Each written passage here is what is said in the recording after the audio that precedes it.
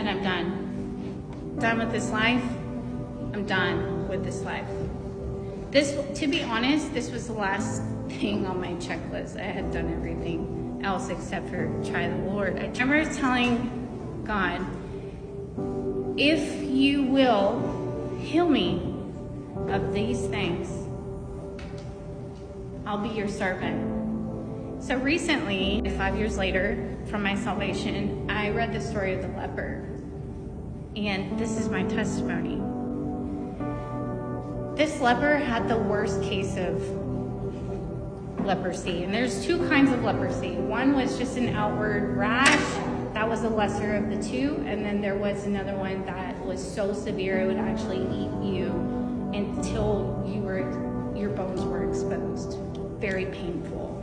And so when you had this terrible disease, if anybody came in 10 feet around this leper, they would actually receive it as well.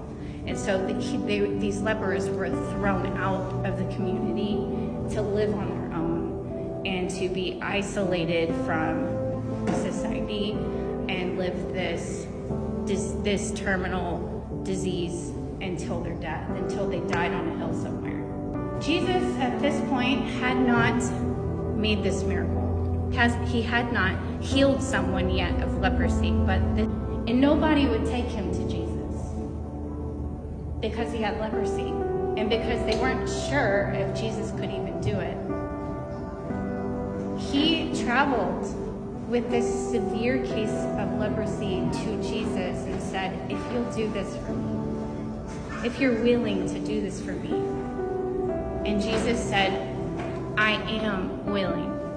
And Jesus touched this man who thought he would never be touched again with compassion or mercy or love or forgiveness or salvation or life. He had a terminal disease.